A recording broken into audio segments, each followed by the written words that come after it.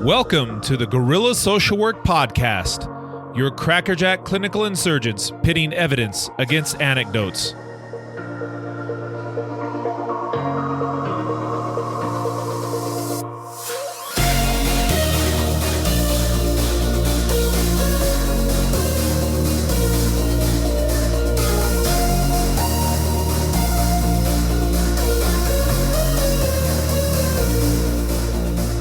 What is up, Guerrilla Social Workers? We're thrilled to bring you another Chit Chat with your hosts, Jeff Firechin Moore, and yours faithfully, Mace Warren. Jeff and I are both forensic psychotherapists that specialize in treating clients involved in the criminal justice system. We love sharing our misguided musings with all of you, and we thank you so much for your ongoing listenership. Today, the GSW crew tries to tackle the topic of toxic masculinity. We discuss the idea that manhood and masculinity represents a fixed, inevitable, and natural state of being, or if masculinity is something that is malleable and made, not given. If you like what you hear, convince the 5-star rating that using black charcoal when they brush will actually make their teeth shine whiter. But before they try it for the first time, replace their tooth charcoal with black paste industrial dye. And now, on with the show.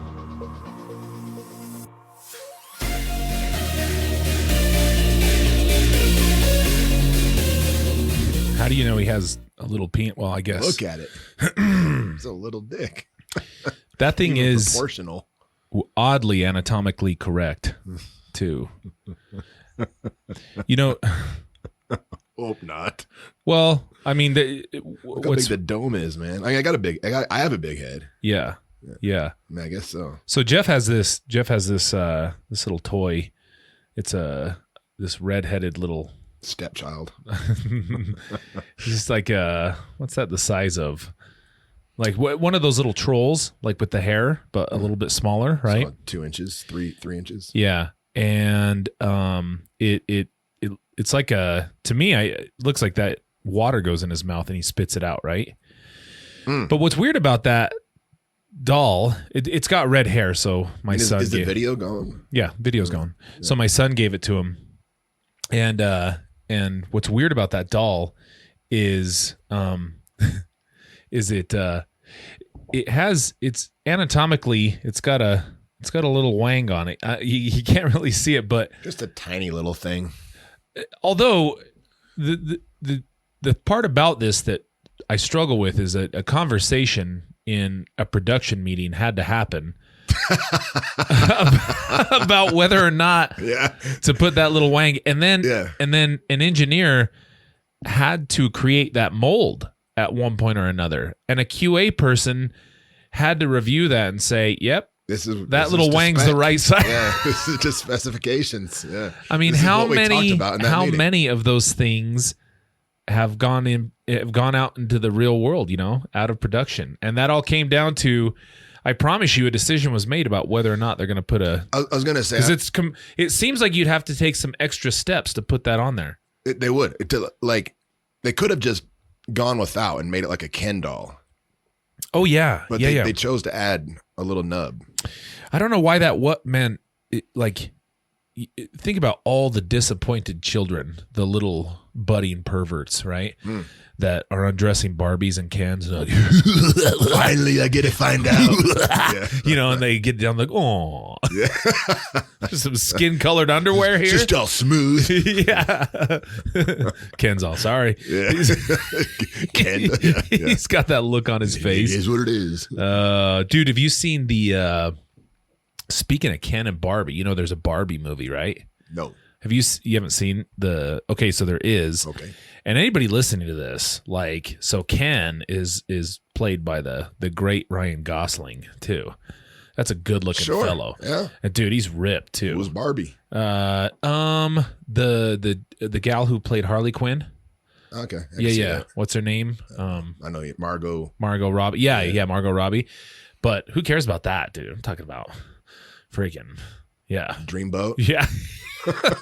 He's all ripped. He's got abs. I'm like, oh, okay. Yeah. Okay. Yeah. It's like, I never thought of Ken as like super manly though. You know what I mean? Wasn't he supposed to be? Kind of like the archetype of masculine, square jawed. I mean, I don't know. Is there even a Barbie cartoon? I guess I'd never even known there was a plot line to Barbie. I thought they were just dolls. Yeah. No? I think, well, that's kind of the whole point behind it is, you make your own child's picture. imagination. Yeah. I always thought Ken is being real alpha. I guess. I mean, I don't know, that smile. And then he just, his fashion choices too.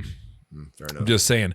I used to always torment my sisters because I had like these little Chuck Norris dolls when I was a kid. They weren't dolls. Chill. They were action figures. But action figures were smaller, like demonstrably smaller than Barbies. Like Barbies were giants, and Ken was a giant. Did you have Ninja Turtles or He-Man or any of that? Dude, I had all the Ninja Turtles. Yeah, me too. All of them. Every single one of those suckers. And then I can't remember what ended up happening to those. Like I still got mine. They got like lost in a move or something. See, I know, dude. I know. But they were super sweet. Who's your favorite Ninja Turtle? Michelangelo. Oh, of course. Is it because of the orange? Yes, obviously. Clearly. Dude. Do you know what? I'll bet you can guess who's my favorite. Raphael. Of course, of course. Well, first of all, he's a dick, and That's the exactly red. why. Yeah. Yeah. So the red came secondary. Yeah. Yeah. Even in the cartoon, he was kind of cool. But dude, I went back and because I saw at Costco they had all of the old Ninja Turtle cartoons, and they were on a DVD in like that little like the van. And I was like, okay, I'm buying these. I don't care how much they are.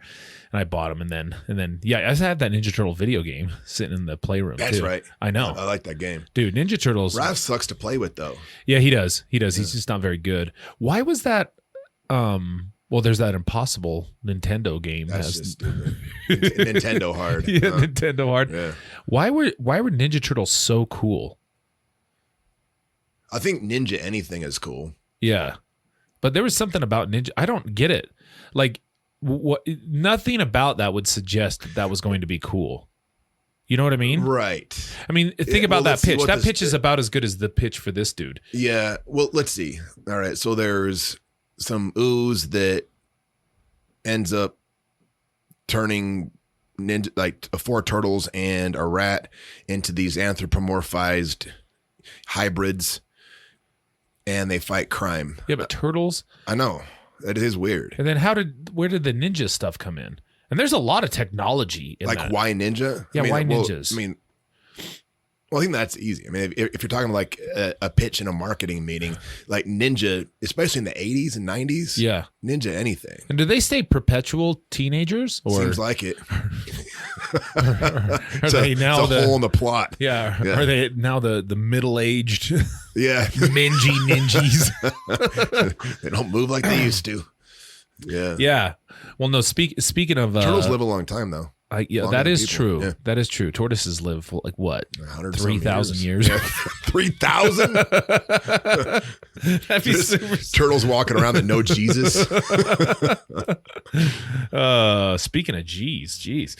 Yeah. Well, speaking of masculine stuff, you're doing some dumb masculine stuff this weekend. Yeah, aren't you? usually the two things go together, dumb, masculine. Yeah. Your guys is that's the you and Arlo specifically, like when I hear these things, it's very manly, but then also begs the question like, what?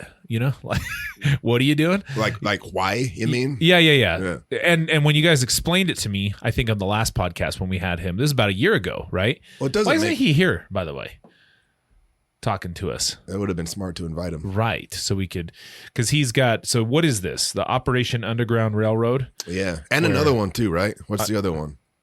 Destiny Rescue. So this is, so you guys can find out what Jeff's doing at www.10miletruckpole.com. It's 10miletruckpole, all one word, .com. Now, I don't know what pulling a truck has to do at all with helping out, donating money to stop child sex trafficking. Like, there's no correlation. Well, I thought about it for a minute because I think you told me, like, if there were, because when you said it's to, I think the text you originally sent me was it's to support human sex trafficking. Is that how I put it? I can't remember, but in my mind, what I thought was you guys put humans in the back of a truck and actually traffic them. We were doing the trafficking. Yeah. And then of course I was just, well, what happens to the humans afterward? And that, I don't know if that turns Haven't into thought that far ahead. Somebody else's problem. Just leave them out in the salt flats. We got you from point A to point B 10 miles, and you're on your own. Yeah. They're just sitting in the back there all, hey. So now what? Can we leave? I don't care. Do what you will. I've done my man stuff. I've done my man. For the day. Yep. This is out at the Bonneville Speedway, yeah? That's right. Okay. So what's the basic idea? Is it just awareness raising? Like kind of basically physical stunts that's for all awareness? It is. Okay. It's a stunt. Yeah. Yeah. How far are you guys going to pull? What kind of truck is it? Well, okay. So last year, So did we do the podcast with Arlo before or after we did the truck pull? I think it was before. Before. And then you guys were going to do a truck, and then you ended up going out and pulling a RV. Subaru Brat. Yeah. I wish. That would have been great. We ended up pulling a RV. It was loaded up at like 18,000 pounds or something. Me, Arlo, Dave Castillo. Wait, why was it loaded up? Do you know Arlo? Yeah, but with what? I don't know. Not humans, right? Yeah, with people. Yeah. like fully like furnished, had like kitchen set, it was full. It was like livable. Okay. It wasn't like an empty. Well, yeah, you're not going to RV. take all that stuff out just for the sake of you guys. That was top 5 hardest things I've done. Really? For sure. Really? Yeah. How far did you guys pull it? 10 miles. Oh, yeah. Yeah. That was, well, I was going to go out there, but then It took all day. it was raining. And I was like, no. And dude, like the weather's been amazing through October. It's 70 Except degrees. for that day. Dude, and it's happening again. Guess what? Saturday. It's raining. I know. Like I have a bike ride scheduled for Saturday. I think 35 miles or something. Nothing crazy, but that's not crazy. not on a bike. It's a bike, dude. I guess. I know. It's not a Huffy. I mean, yeah, if you're riding a mountain bike that far, fair it'd enough. be rough. I've never ridden a bike like you have. Oh, no. Well, ever. 35 is fine. Yeah, but I'm going tomorrow instead because, 22nd. You hate the weather, man. You full on trained for marathons and said, nah.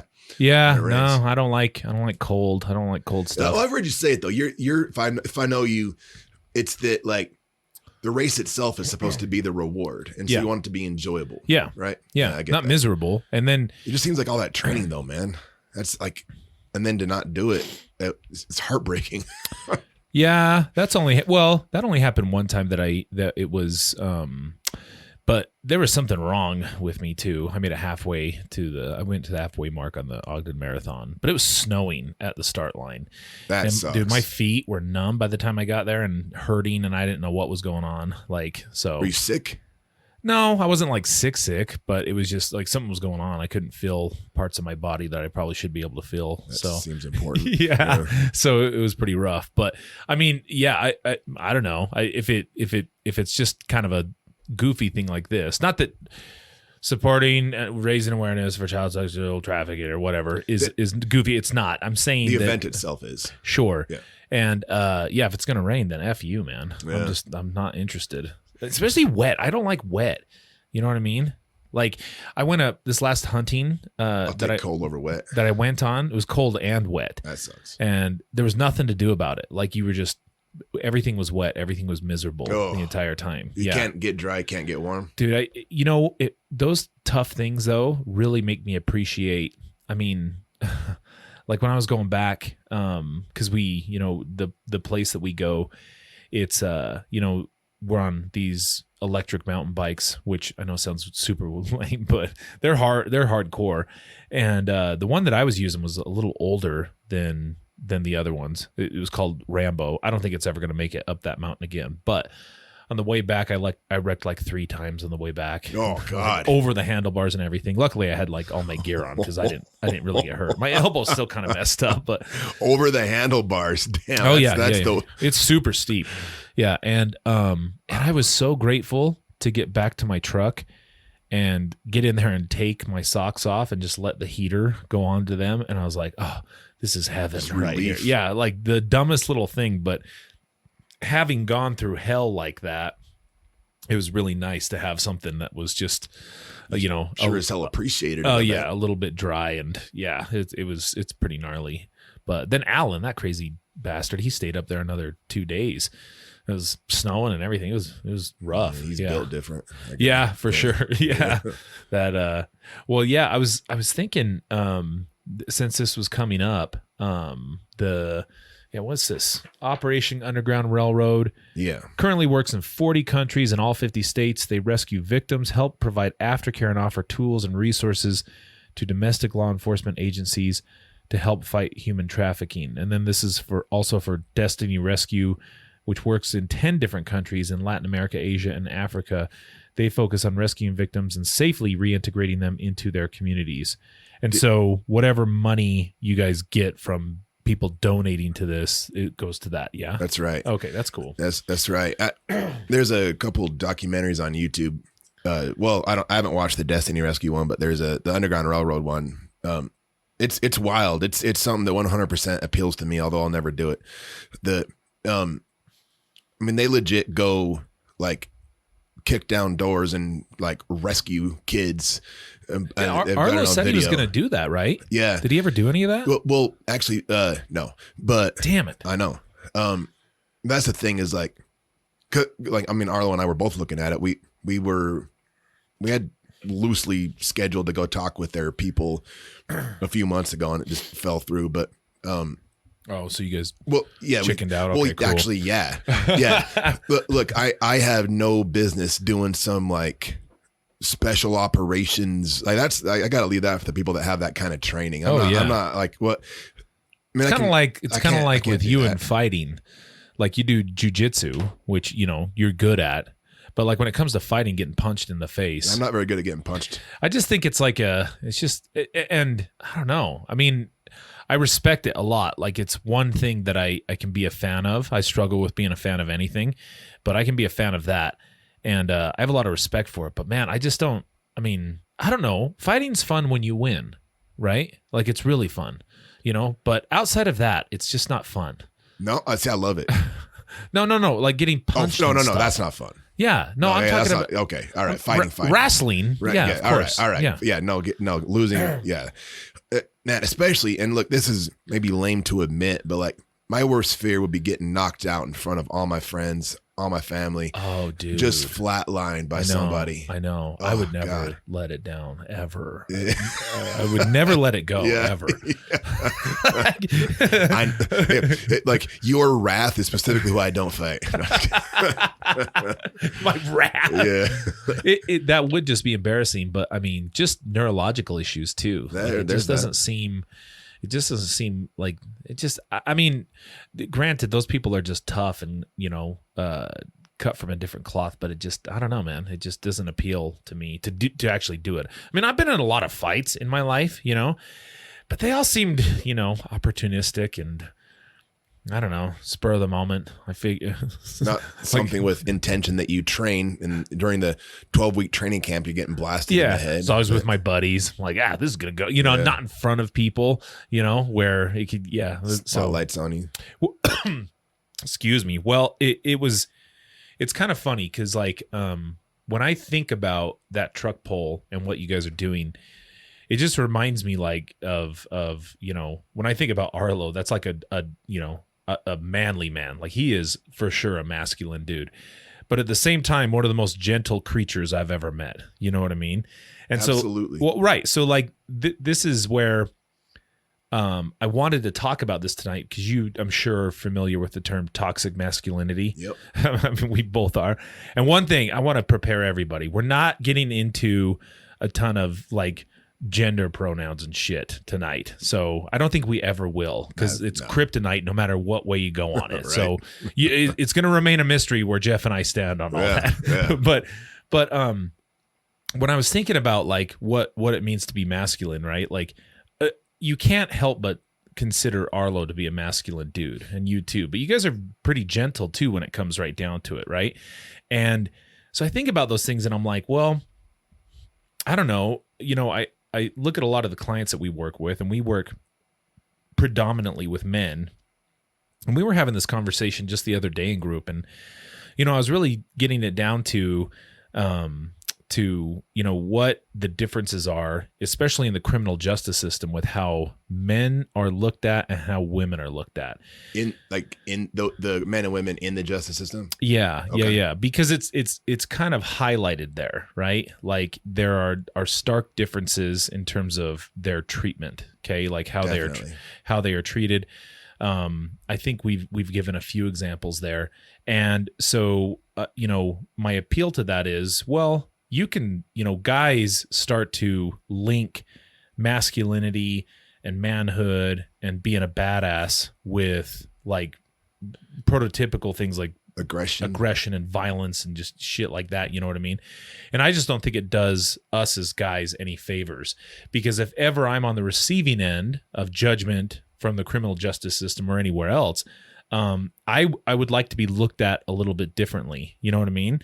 And I don't know. And I wanted to talk a little bit about that to try to see where you stand on it, and then I'll also kind of share obviously our points with our listeners to maybe add some thought to their mix in this whole thing. But I don't know. I don't even like that term toxic masculinity. I think it's I'm sick of the word toxic anyway. It's so overplayed. It's right up there with all the other words like journey. And, yeah.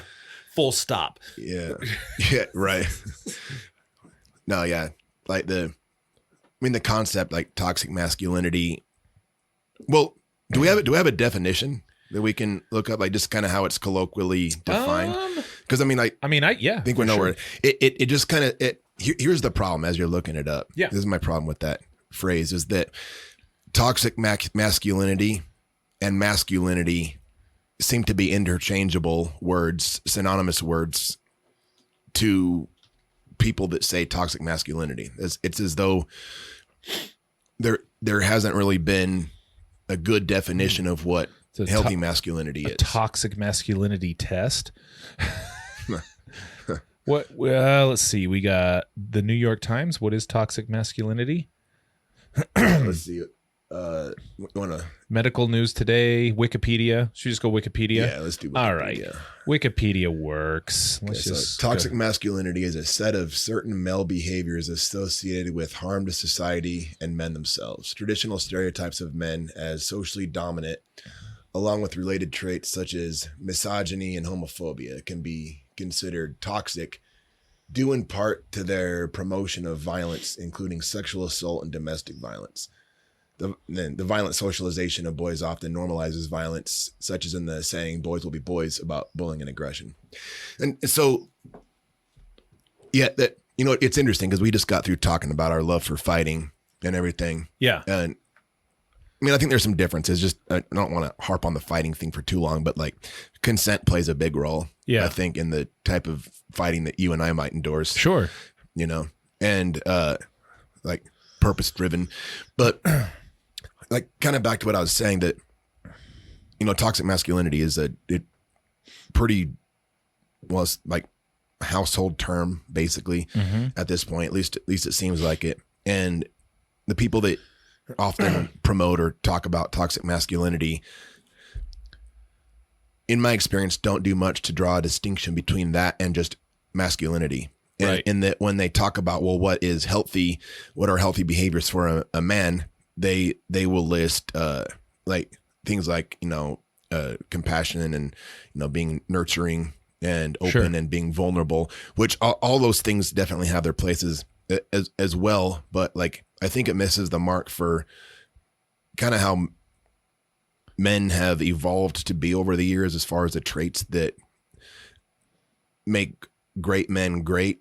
Mm-hmm. And I think it's important for young men, adult men, all men, to be able to have like an ideal of how to be a man. Yeah. And to fully separate that out from the admittedly toxic aspects of, what we're referring to. Cause there's like, men, we do tend to, there is something we do better than women, and that's commit crime. What? Yeah. Like, violent crime, like we're pretty out there. So there are elements of being. We commit all the crime. Yeah, bro. basically all of it. Yeah. I mean, we are better at women than at being deviant, aggressive idiots. Well, and I had So I pulled a couple of clips from. Do you remember that? It was like an educational video that I showed you. It was called Tough Guys, and it was by GUISE. Mm-hmm. It was by Jackson Katz. So I pulled a few different clips from there, which I thought would kind of generate some good discussion too. And you know, what you're saying is not wrong at all, because I think that toxic seems like a weird link to it though, right? Like, I was just, when I thought about toxic, I was talking about sewage and shit. Yep. You know? That's what comes to my mind. Not violence like that. Right. That doesn't, you know, my biggest concern more than anything is that when you think about dudes or masculinity or manhood, that somehow is synonymous with violence, right? That's, I think, where things get into trouble. Mm-hmm. And, even as you're talking though, right? Like, people are going to be listening to this, and when you're saying things like, okay, well, yeah, being compassionate and being nurturing and being, you know, vulnerable are all traits of being a good man, right? But that's not the end of it. There's also traits, and so what I think the problem is that you think, oh no, the opposite. Then the only other extension of that is the opposite, which I'm saying, well, no, that's not true whatsoever. The opposite being like cold-hearted, yeah. Violent, you know, no emotions, aggressive, stuff like that. No. And so it's not one or the other. It can be all of those things, you know? And it's not to suggest that violence or aggression or anything like that is a natural trait towards men, although we are attributed to this. And there's a good reason why. So here, I got like a couple of clips. They're not long. They're like 2 minutes each. Yeah. They're a couple minutes each. And then let's look at these, and then we'll come back, and then we'll talk about this a little bit more. I've prepared some good ones here. Because for the most part, violence is a men's issue. Whether we're talking about the horrifying, high-profile mass shootings we've seen. I was going to say. Yeah. Here, hold on 1 second. Oh, stage crew. Boo.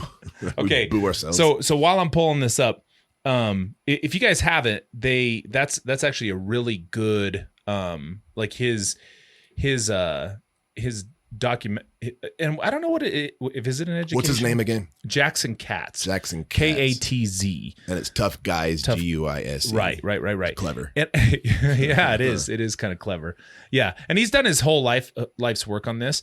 And if you're like, for a lot of guys that I talk to, they start listening to this stuff, and they're, you know, immediately they're just like, oh yeah, guy, you know, and like, he's not talking out against dudes, you know, like that's not the purpose of what he's trying to accomplish. Basically what he's trying to do is bring attention and awareness to, like, okay, well, here's the reasons why people view us this way, and what can we do to kind of work against it? You know what I mean? Like, is his delivery off-putting or something? No, I don't think so. I've always kind of dug it. But well, maybe it just has to do with me. Let's see. We're right here. I think we got it. Oh, this good. time. All right. Yeah. No sound now. No. There's sound. Don't worry. There's a fair use notice. That's actually really good. See, we're not YouTube. We don't have any copyright infringement right. here. Yeah. Let me fast forward to where we're adding, and we're adding to. We're there. You go. We're content there creators. Okay. This is not exactly where I had it queued up, but you get the general idea. Chance to talk about it. The reason I work with and focus on men is simple. Because for the most part, violence is a men's issue. Whether we're talking about the horrifying, high-profile mass shootings we've seen over recent decades, the far greater rates of murder and gun violence we see on a day-to-day basis that barely register in the national news, or the epidemic of sexual and domestic violence, the vast majority of this violence is committed by men, young men, and boys. The statistics tell the story. 86% of armed robberies are committed by men. 77% of aggravated assaults are committed by men. 87% of stalkers are men. 86% of domestic violence incidents resulting in physical injury are perpetrated by men. 99% of rapes are committed by men. Men commit approximately 90% of murder. And over the past 30 years, 61 of the last 62 mass shootings have been committed by men. I didn't even know there was a female. But while these numbers are striking, they rarely, if ever, come into play in mainstream discussions about violence. Okay, so, I mean, you kind of get the general sense there of what he's talking about. I mean, men commit all the crimes, all of them, right? So I guess the question is like, from this, why is it, from your perspective, why do you think that men and boys do commit such an overwhelming percentage of violence, especially in our country? Toxic masculinity. Podcast over. Roll creds. Yeah. Well, I mean, there's like kind of the classic answer. There's going to be biological reasons and social reasons, and I think the way that human societies have evolved. I mean, like you have to acknowledge that testosterone must play a role. Mm-hmm. You know, it's linked to aggression, and also we're maybe socialized that way. You know, some of the, like, maybe some positive aspects of masculinity would be like, you know, protector or something, you know, kind of have that instinct, but like protecting from what, you know, like violent people. And I mean, I don't know. So it's kind of from what I get from what you're saying, biopsychosocial. Yeah, well, it's kind of a mixture of nature versus nurture, right? Yeah, it is. Or nature and nurture, I guess you could say, because I mean, yeah, if you were thinking about testosterone, right, that linked with aggression, right, and sex drive, and you know, so it's not unusual that you're going to see a higher likelihood of that. Now, I don't like that argument necessarily because that limits it, right? That just we're just what limits it? Well, if we just say we have testosterone, then you know, then it just as the only variable, right? We're just mindless beasts, and we can't be controlled, right? Because you said something else. I think that part of it is absorbed through society and through our culture. Like we also are kind of learning this, and so this is where sometimes, like when you start getting into like how you choose to express, you know, your gender, being masculine. How you choose to express that is I think it differs from, you know, like culture to culture, society to society, because yes, in general, you're going to have some general characteristics of what it means to be a man and masculinity and so on and so forth.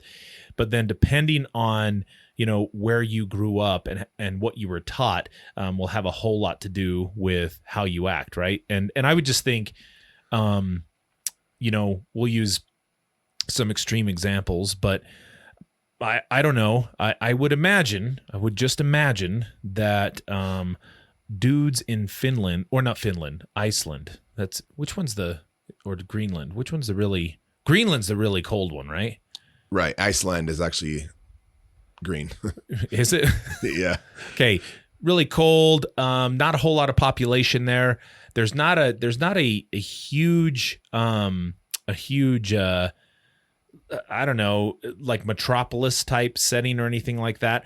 And typically I don't really think of like Iceland or Greenland or any of those, like, and I don't know if it's just the cold, but like it just doesn't strike me as like those are incredibly violent places to grow up in, right? Almost positive the statistics would back you up on that. Right. But if then I were to go over to like, I don't know, war-torn countries like Sierra Leone or something like that, and I look at that, and again, I don't know if the climate has anything to do with it, but it's hot, you know.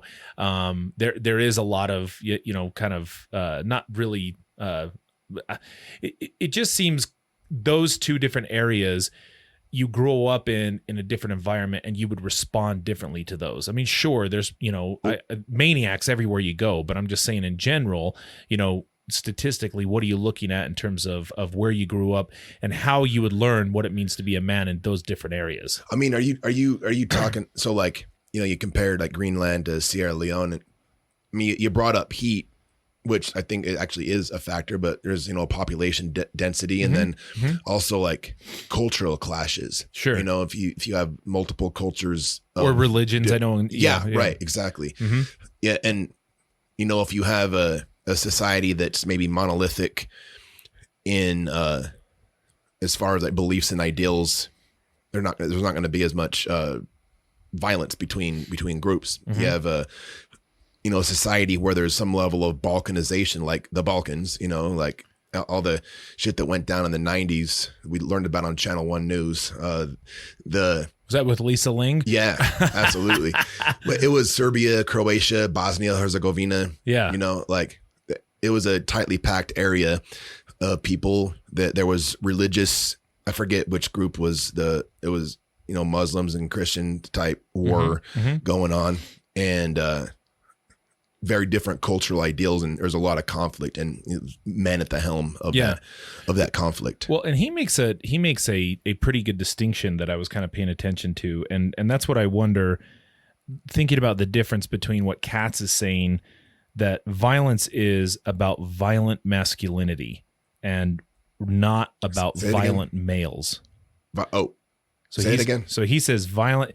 So what he says is that violence is about violent masculinity rather than violent males. Okay. Because the implication, I think, is that males and like boys and men are just violent. That is the implication. Right. Yeah, that's kind of what I push back on. And I think violent masculinity is a better description of toxic masculinity. Like toxic masculinity, again, it just seems toxic is it's like one of those words that like catches your attention, like toxic. It's like it's something that is such in the zeitgeist right now that people are just kind of gravitating towards, right? Yeah. Rather than just calling it for what it is. It's violent masculinity. And the idea there is that, well, yeah, if masculinity is taught and learned, and adopted, well, yeah, if I teach violent masculinity, then the men and boys who are learning that are going to be violent. But it's not that males in general are violent. It's that, they are learning this violence through what they're being taught to be a man. You know what I mean? Yeah. And that, like, also I think a distinction needs to be made about intention when it comes to the violence. Like, I mean, because it's kind of two sides of the same coin, is that it seems to be that an absolute disproportionate amount of men are the ones that are committing violent actions. Yeah. And on the flip side of that, the variable that tends to, in the moment, stop the violent action is often violence. Right. And violence waged by people that are in a protector status as opposed to like a criminal status. And so violent masculinity, I almost feel like, I mean, it would be clumsy wording, but somehow some version of intent has to be worked into there. It's because I think that's the thing, is that it would be nice if violence didn't exist, and that will never happen. Right. It's going to exist, and I think it'll probably be men waging it. Sure. Yeah. And it pretty well defines, like, why a lot of law and order exists, right? We've kind of talked about that before, like kind of the idea of the zero-sum game, that our choice to follow laws and rules boiled down to whether or not we're willing to engage in violence, to kind of get our way. And at one point or another, the zero-sum game is that I lose that. And we're trying to change that mentality into like, well, no, we can, provided that I'm just choosing to follow rules, then that it doesn't turn into that. Like my decision to turn that into a zero-sum game where, police officers, the government essentially is going to now use violence to control my behavior. That's where it becomes a problem. Or I'm going to try to out-violent them, which you're never going to be able to do, right?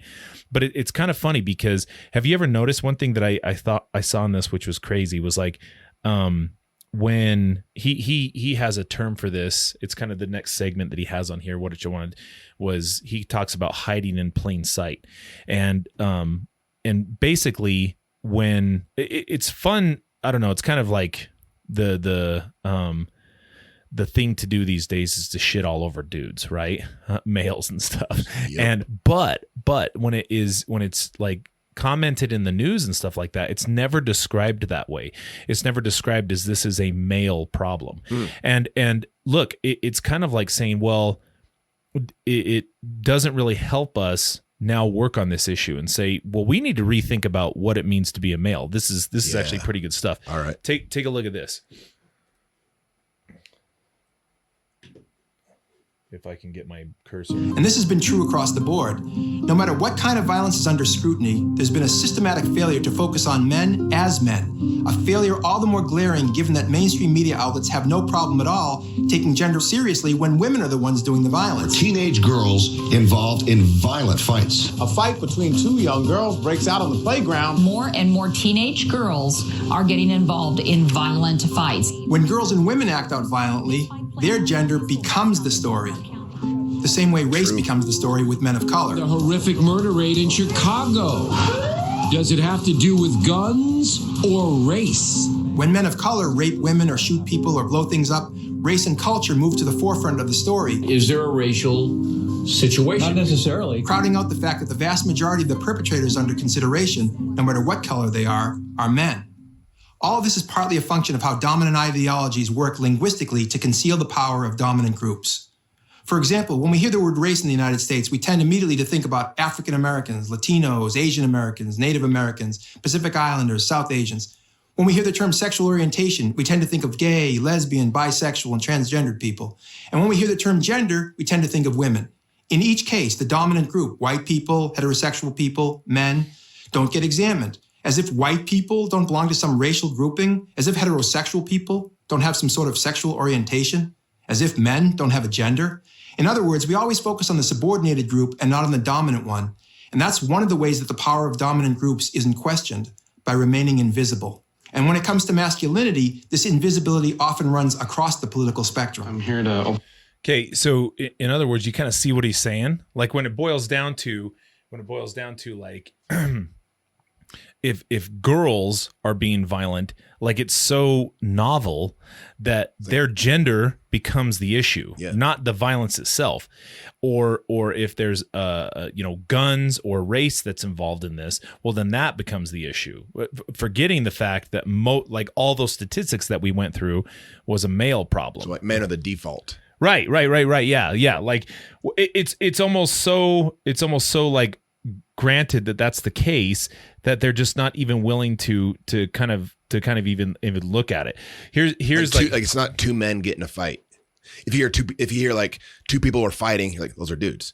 So but they don't say two men got in a fight, but they'll say two women got in a fight. Right. So like if you look at this, like here's his hiding in plain sight kind of premise here. After every event like this, the questions always are the same. What causes this kind of a shooting? How can this happen? How can they be stopped? Look at media coverage of mass shootings. During hours and hours of exhaustive reporting, commentators seem to go out of their way to find gender-neutral ways to talk about this violence. The shooters in Aurora, the shooters in Newtown, the Connecticut shooter, The Aurora shooter. The alleged shooter, teenage psychopath. Mass murderers. The suspect. that kid, This punk, this murderer. The male perpetrators become shooters or murderers or assailants or killers or suspects or psychopaths and any number of other genderless beings. It's kids killing kids in the heart of America. Violence committed by boys becomes kids killing kids and youth violence. Here is a revealing and frankly horrifying picture of youth violence in America. It doesn't seem to matter that girls are kids and youth too, but only commit a fraction of these kinds of crimes. The issue gets framed as a kids issue and a problem with youth in general. And this baseline failure to acknowledge gender has a big effect when the discussion turns to other supposed causes of violence. Violence in the entertainment culture. Bloody games, gory movies, brutal TV shows. Call of Duty or Halo. Mental health issues, the faith issues. Autism or Asperger's syndrome. You're blaming the gun. Their mom and their dad. Substance abuse. Mental health, violent games, violent movies. I want to blame Alex. the real culprit. Alex. Suicide pills. Alex. Mass murder pills. Alex Jones. Oh my gosh, Yeah. that guy. That was his heyday right then. Yeah. But so I don't know, like when you, I mean, why do you think they're doing that? Why do you, I don't know if that's deliberate though. Why do you think like the news commentators That's what they're are using implying. gender neutral terms to talk about like perpetrators when all the perpetrators are predominantly male? I don't know. Because like this Tough Guys documentary appears to be implying that it's maybe to protect men or to like not point the finger at the culprit and to talk about it in a gender neutral way.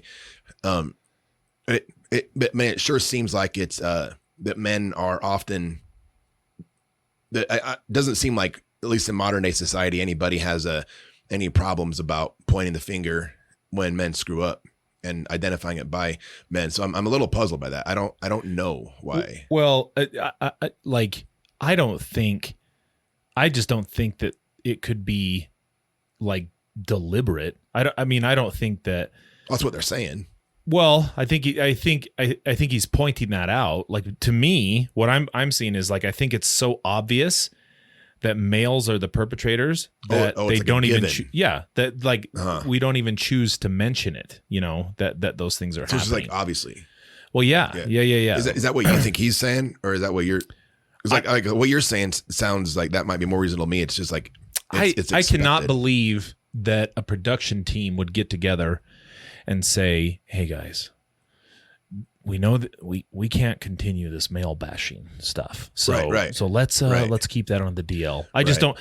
I mean, if anything, well, like some of those news commentators, I think particularly with, and those were kind of some older clips, but still, I think I don't notice this at all nowadays either. Is like, this is a male problem. You know what I mean? Like that this is turning into, rather than identifying as a male problem. And this is I think it's a given at that point. Even our last one, when we talked about mass shootings, nobody talked about the fact that, the wave of the recent mass shootings that have sparked the idea that, okay, mental health providers, they're going to be the ones that are going to take care of this. Those were all dudes. Every single one of them were dudes, right? And was there a mention that they were men? I don't recall. There wasn't. Yeah, there was no focus on it. Certainly, there was no focus on it. Otherwise, because it was just granted that those were men. You know what I mean? That's what I'm saying. And I think that reinforcement, that subtle reinforcement that we're not paying attention to, it doesn't draw a clear distinction between dudes like you and Arlo, who are masculine, but also not. I wouldn't categorize you guys as violent at all.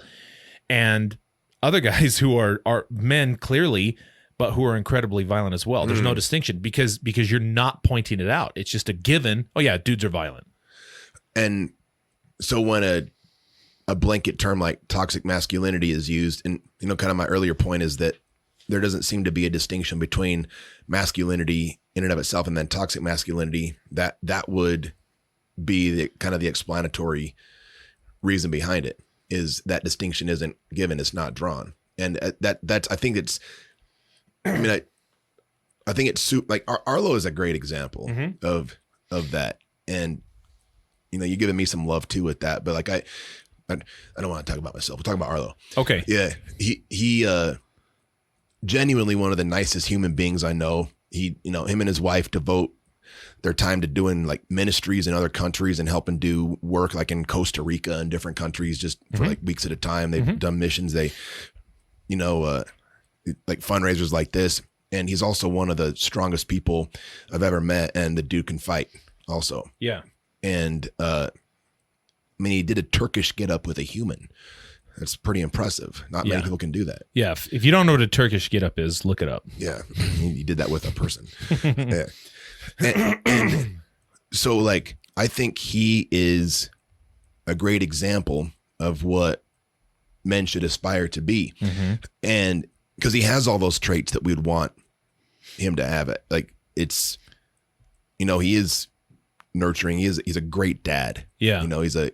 He's a leader in the community. He's a leader at his church. Yeah. He often speaks. So he's got these things. He's the leader. He's super competitive. That's also a masculine trait, but not in the way. He organizes tournaments and invites those of us that like strength training and jiu-jitsu to do these random tournaments. He challenges us to do all these wild off the wall things like pulling a truck 10 miles and like all these things that are masculine traits, coupled with the sensitivity and the vulnerability that we get encouraged to do. As mental health professionals, we know, we often encourage men to like talk about how they feel. That's all very doable, but I think that kind of coming back to the violence point, intention matters. Like, one of my favorite quotes was said by one of the worst people in the world, Chairman Mao, yeah. But he had You have it hanging above your bed. Yeah. I basically do it. It's that civilize the mind, but make savage the body. Okay. Yeah. I love that. I think that's a great template for.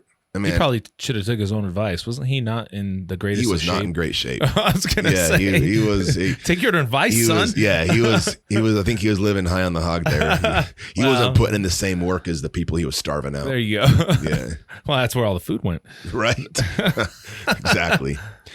And like being. I think the idea is that like being a pacifist is thought about as being good as a social ideal. Pacifist meaning that you always promote peace, you don't engage in violence. And look, like obviously that's ideal. Yeah, things go better when people are peaceful. I don't think that a person can get like bonus points for being a pacifist unless they have the capacity to be violent. It's more respectable for somebody to have the traits that make somebody an effective protector or a warrior or, just capable. We'll just call it capable. And lost my train of thought. Help me out here. Well, the one thing is on this where Katz is, because the question I was asking was more like, do you think this is a conscious effort on part of like news commentators or our media, right?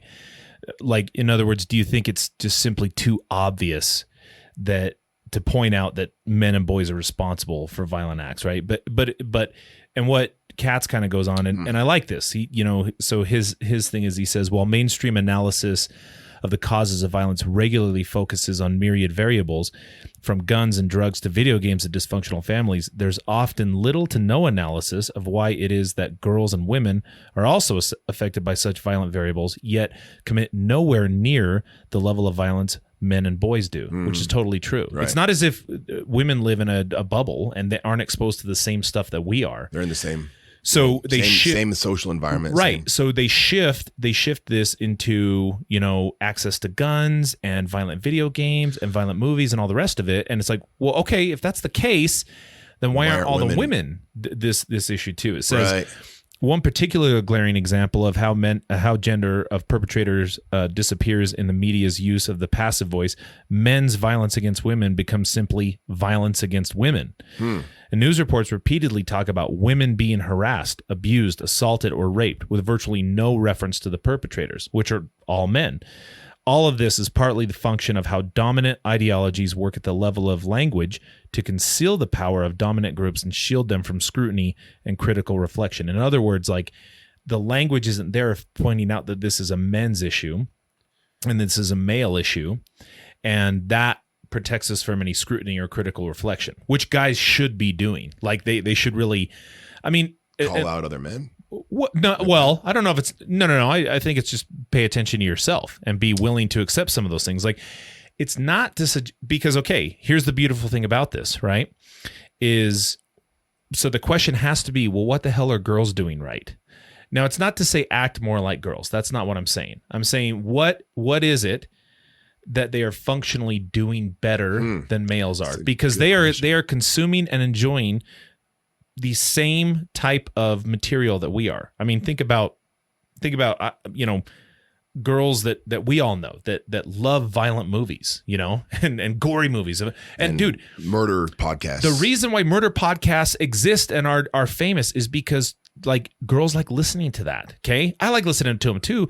My wife's full scale addicted to those. Yes. Like they love it. They love it. So, and I don't know what it is, but what I do know though, is they're not out like translating that into action and killing things. Right. Part of that is, I think that, men and women, like at least from a male perspective, personally, I don't know how much this applies to everything else. I just feel like guys are more behavioral and they tend to be more action oriented than emotional and cognitively oriented. What about like status? Men jockey for status and kind of like pecking order type stuff. Oh, sure. Yeah. But I mean, like, I think the default for guys is to take action and behave rather than just sit in it for a minute and maybe emote, like we're impulsive more. Yeah. Oh yeah, for sure. I do you think we are? Is that? I don't know that. That seems like it would be true. I think we're quicker to action, which would then signal that we just don't think things and deliberate things as well, right? And so think about it like this. Like and it's weird when guys act differently too. Like it's odd. So this is a good thing though. But there's how many countless. There's a really good video called "It's Not the Nail." I don't know if you've seen it. Yeah, absolutely. Okay, and the whole thing is the show that to clients. Yeah, in this, the basic premise is the guy's talking to the female, and she has a nail in her head, and she's complaining to him about not just headaches and pressure in her head and stress and all that, and she's got a nail sticking out of her head, and it's obvious. And he's trying to point out, he's like, well, you got a nail. And she's like, it's not about the nail. You know what I mean? And he's like, okay. And the whole thing is she just wants him to listen to her, right? She just wants him to. And he gets bonus points once he does just ignore the nail and say, that must be tough. That must be really hard, Yeah. And then she's talking about getting her sweater stagged and all this other stuff. And he's like, you could just, okay. Now what I think that's a minute and a half. Okay. So if any of you have time, just YouTube, It's Not the Nail, and you'll see what I'm talking about. And it encapsulates this issue is that men focus on problem solving, and we are action oriented and we're behavioral oriented. Whereas females tend to sit in it longer, sit in the situation longer, deliberate, and cognitively work through the issues, and are willing to be emotional about the issues. And we're weird. We categorize them as crazy. Like, you know what I mean? Like, guys, dude, she's crazy. And I'm like, crazy. Meanwhile, we're the ones beating people's ass. I'm like, crazy for what? Right. And did you see her crying and carrying on? I'm like, well, yeah, I saw that. But okay. And what? You know what I mean? Guys, on the other hand, we hurt ourselves and other people at an astronomical rate. You know what I mean? Like, and I'm like, okay, we need to be crazier then, guys. Like, dudes, males, we need to be crazy. Okay, we need to start. Like, let's start being crazy, because if that's what crazy is. Let's do it. Right. Yeah. Because the way you're describing this, and that's the difference. Because sometimes I don't know if that's glorified or accepted or okay, but I think that hurts guys, and people look at that and they start to just. All it is it turns into kind of a numbers game, right? So judges, POs, lawyers, everybody who looks at this says, well, that's a dude. And what I do know about dudes is they just tend to be more violent, and they have higher recidivism rates, and they're less likely to be rehabilitated. So the punishments for this person need to be a little bit stiffer, right? Whereas females, opposite end of the spectrum. Now, of course, everybody has some trivia, like, I don't know, some story about crazy Barbara down the road or what, or whatever. Yeah, anecdotal evidence. Right. I don't care about that. I'm saying in general, this is kind of the case because otherwise I think if you're not paying attention to this, then you're not going to be able to address the issue at all. Right. Even I've encouraged guys to try to be upfront in relationships and talk to their, say, hey, I'm an idiot, honey, by the way. And so I don't know what type of conversation this is. Is this a you want me to fix something for you conversation? Or is this a you want me to listen to you conversation? Because I'm willing to do both because I care about you, but I'm too stupid to know which one we're talking about. Go, I don't know how well that works. Kind of sounds like it might not work very well. But remember that old school book, Men Are From Mars, Women Are From Venus? Yeah. That's literally what the whole book's about. Yeah. That exact concept. And it I think it does. Oh, you read that? Dialogue. Yeah. Gross. I had to. Yeah. Why did you have to? When my first job in this field, I was working for the company that had the contract at Nuke, and there was a healthy relationships class, and they used that as the curriculum. And you had to? That was the curriculum. That was curriculum? Yeah. Were there questions and answers and stuff? No, that was up to me to figure out. It was great. Yeah. Oh, that's awesome. But it was that concept. Yeah. Well, dude, this is how I look at it. Like, I think about this. Well, if you just, I think this, if you start to put this into, if it's just a turning it into okay, this is just how it is. I think that's very dangerous. And I think it's very dangerous, not just because we're not going to point the issue out, but I think it's also going to lead a lot of men to kind of give up, and say, well, because this is how it is. Right. We're screwed anyway. We're wired right? that way. This is one of the things that here, let me show you this last clip here. Right. And then you'll kind of get, look at that. Got dude. his AR. I know. AK, its way into mainstream discussions about violence, the conversation is usually less about men's identity than it is about their genes. There are young men involved in these things. There's a lot of testosterone there. What is it about the testosterone of being a young man that makes this come to this gun violence head so often? Why does it seem that these mass shooters are boys and not girls? Well, I think, I think there's probably some gender difference there. Maybe there's some insulation from, things endocrine, whether it's the estrogen level or who knows what. There's this common refrain that biology and evolutionary history are destiny, that men's violence is all about testosterone, and our prehistoric role as hunter warriors were just programmed to be violent. It goes back to hunter-gatherer days. Yeah. And you hear another version of this in the common refrain, boys will be boys. Let boys be boys. They want to play rough. Don't try and over-medicate them and, turn them into girls. They're boys. A 6-year-old boy goes like this, and he's suspended. And we end up having to talk about it because, they just are unable to let boys be boys. And it all amounts to pretty much the same thing. Men's violence is somehow inevitable. We should just all throw up our hands and let the criminal justice system sort it out. One thing we can say for certain is men are more violent than women. I don't like it. This is a natural phenomenon. Smile? There's a close association between hormonal balances and levels of violence. It's like a facial tick, This is very clear. No one would deny that there are biological factors that sometimes come into play with violence.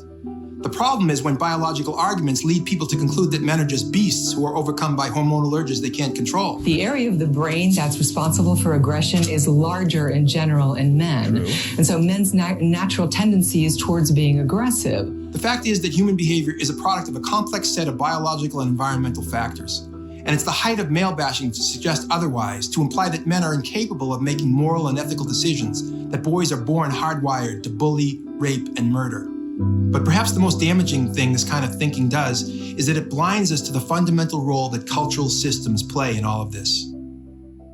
Okay, so I mean, the part that I just don't like about, of course, there's a component there of the the biology behind it's being a factor. male, of course, but it can't be the only factor, right? It's pretty limiting if it is. Well, right. That because then it doesn't take into account the fact that, like we've been talking for this whole time about dudes like Arlo, right? Which in my opinion, that's, if I was thinking about dudes, that's the kind of guy I would want representative of guys, right? Which is just usually not what we think, as a society kind of think about dudes when it comes to those things. And in fact, it's really weird, like, because I'm a big softy when it comes to like kids now, like I just can't help it. Like water works every single time. Yeah, see with your kids, right? Yeah. And I was watching, I was just watching Ink Master the other day, and they did a flash challenge, and one of the flash challenges were they customized wheelchair rims for like they're all kinds of different disorders, but there's a kid with cerebral palsy and another gal with stuff I don't even know. Dude, the kids come out and they're, wheeling out and everything. And I'm like, I can't even keep my shit together. I just start crying because I'm like, oh, little kids, I don't even know who these kids are. And, and I'm like, okay, well that's, but, and it's weird sometimes to see guys like that, right? Like it just is weird to see guys acting that way, which it shouldn't be. But this is what I will say to that is that puts us in a really good position to take advantage of those things. Not in a bad way, take advantage of that. Like, here's the example that I love bringing up is I was in drug court, family drug court for, I think I did it for about 6 years, right? Predominantly my client base was females that were, using with a kid in utero. And then when they gave birth, kid tested positive, CPS was there, DCFS took custody of that kid. And the whole court was about getting custody back of those kiddos, right? And so mostly girls. Now, every once in a while, there was a dude that was in the family drug court. And one of my guys in particular, he had, he was a hardened dude. Okay. I mean, big time history of violence and aggression and run-ins with the police officers and everything else. Right. And so now before every court, like they would, you'd go up there in front of the judge. And now you got to think about the ratios in here too. So I was the only male on my team. Okay. There was 4 other counselors, all of them female. On the DCFS side of the aisle, every single one of the case managers, females. The GAL, female. Okay. The AG, female. The defense attorney, female. The judge, female. The bailiff, female, like all of them. Okay. And what would happen is they do these staffings, and then the clients would be brought before the judge, and the judge would admonish them or talk about them for what they did in the last week and how well things are going. It's like 2 or 3 minutes. I swear you probably had 10 girls go up there. All of them, waterworks, crying, bawling. Some of them relapsed, some of them didn't. They're talking about getting their kids back and all this other stuff. And I mean, I'm not going to say that they were looked at with disdain from the other females that were in that room, but indifference is probably a better description of it. Oh, really? They just didn't care one way or the other that these girls were crying. You had a different reaction though, didn't you? No, I didn't have any reaction to that. No. I wasn't indifferent about them. I recognized that they were struggling, but the thing is they were so used to females crying, it didn't affect them at all. Oh. Nobody you couldn't see the other females in the room getting emotional. Okay. And I wasn't getting emotional because I don't know, watching adults cry doesn't really affect me. Okay. Has nothing to do with them. Then my client comes up. Okay. Hardened dude. Everybody knows he's a hardened dude. And he had a pretty good month. Okay. And he goes up in front of there, and his daughter was just born, and they had some, and she was little. So she was a preemie. Right. And they have when you go into the hospital, you've probably seen these pictures. It's like a close up of a dude's hands, and the baby's in the hands, and it looks like he's holding a little angel. They airbrush angel wings on there or whatever. So somebody had a photographer had donated a package to the drug court, and he had like earned it somehow, right? And so he's taking these pictures. And so they show the picture in drug court, they put it up on a big screen. Everybody's like, oh, she's so cute, and all the rest of it. Now, this guy, though, he starts talking. Now, so he has on his hands, okay? He has on one hand the F word, F-U-C-K, right? On this hand, on his knuckles. Yeah. The other hand, Y-O-U, exclamation point on the pinky, okay? Yeah. So you can imagine. Now, he was holding his daughter, and they had to airbrush that out. So he was talking to them, and he was saying, God, man, like, I can't tell you how ashamed I was when I went in and told them, I had to have the conversation with the photographer, and the photographer said, oh, don't worry, we'll airbrush those out. And I'm holding my precious little girl there, and I see those tattoos on my fingers, and I just feel so ashamed, right? And then he started crying. And dude, there wasn't a dry eye in the audience. Everybody, every girl, everybody in there, including the bailiff, was crying. Really? And I'm like, wait, what? Hold on. What about the 10 chicks that just came up here? Did they get no credit? None? Like what happened? Like, what happened? Do you think it was the anomaly? I think so. Yeah. So this is where I tell guys, look, you have a gift given to you right now, because the contrast between you showing vulnerability and showing emotion is so odd and out of character that people are going to notice, and they're going to notice big time. Okay.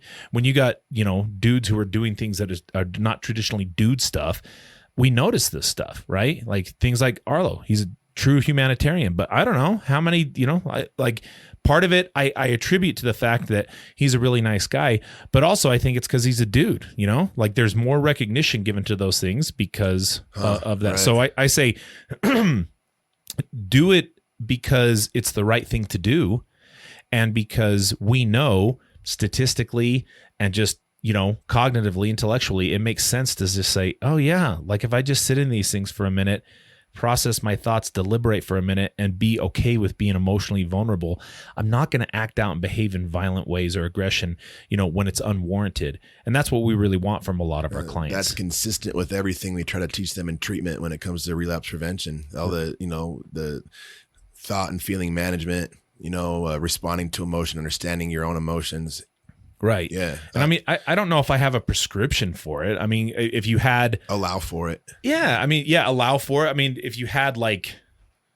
what do you tell your clients when it comes down to that conversation? Because it is weird. Like, I'm like, you guys should cry more. That's not it. That's not what I'm saying. I acknowledge that it's weird. And I have some, like I don't know about you, but I have like a handful of personal stories and anecdotes that I have like probably like 10 to 15 different stories, depending on what it is I'm trying to explain, like a Rolodex of stories to make a point. And I do have one in particular that I use to share an example of me showing vulnerability in a time that I actually like cried and it had the desired effect, I guess. Mm-hmm. It's like it's beyond the scope of me sharing that story here, but sure. Because look, like, it's cliche as hell and dudes don't respond well to just being told to, it doesn't sound genuine. And so I try to kind of take the tact of leading by example and like, here's a time when I've tried it. And I always open up the story by talking about how it was probably 2 or 3 years into dating who's my wife now, before she even saw me cry once, and I talked about how as a hypocrite as a therapist, I'm telling people to open up, but I'm not doing it. Then I go on to share this story, blah, blah, blah, blah, blah. And the way I tell it, I think at least resonates in that they can tell I'm being genuine. Mm-hmm. And then if they can see that I'm being genuine and I'm not just talking out of a textbook, and then it's like a legit story that's for real for me, that seems to at least get them to think about things. Mm-hmm. And when it happens in session, like super common to have clients cry in session. Like that's happened. All right, the time. Right. And like, I'm careful to not like rescue them from their emotion. I'll keep them in the moment, keep them talking, hand them a box of tissues, keep talking, and just kind of helping them sit with that emotion. Mm-hmm. And whether the tears are inspired by guilt and shame for what they did, or the destruction they caused in their family, or the sadness they go through from not being able to see their family for Christmas because of their decisions, like things like that. And so I make sure that, I don't rescue them from their emotion. I let them sit in it, but ultimately I might have some cliche things to say, like, appreciate you opening up. Sure. Yeah. Sure. I mean, and I guess my thing is look, emotions are, I don't know how else to describe them other than just, they're just energy associated with reminding us about survival, right? Yeah, right. And exactly. with humans, they're a very sophisticated reminder, versus like compared to like other animals who just live in fear all the time, right? Like we have a very large emotional range that allows like us embarrassment and shame. Right. They're just alarms to tell us, hey, dummy, something important is happening here. Yeah. You need to pay attention. Right. The other piece of that, though, is that energy is leaving your body one way or another. You control how it leaves, though. Because think about tears. What are they but a physical representation of emotion? Like it's just a manifestation of emotion, right? Mike Hanley once said, like he had a good line that I've never tried to say because if it came out of my face, I can't say it. Yeah, like if your tears could talk, what would they say? But when he says it, it like makes me start crying. I'm like, Jesus, dude. But like, exactly. I know his voice is like an angel, but like I couldn't say it and sound, just because my voice sucks. But I do agree that like a dude crying is important, and it's an important moment for them because it's a good representation of, like you showing emotional vulnerability and expressing emotion physically in a way that's not violent, whereas we're just more comfortable with that. So it's coming one way or another. One way, it's that energy is leaving your body. You choose how you're going to do that. And then also rethink what this means. Like if you say to somebody, be a man, okay, well then why can't being a man be linked with adapting to challenging situations or showing strength in tough times?